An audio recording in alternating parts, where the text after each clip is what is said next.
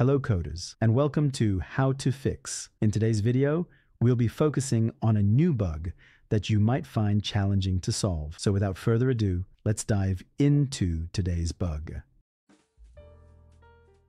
First, let's run code 1 that generate the error and let's see what happens.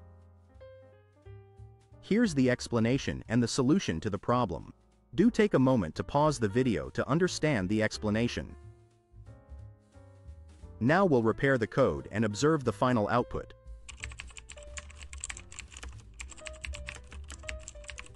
And there you have it. The code executes flawlessly and our output matches our expectations. No more error. That's all for today's session.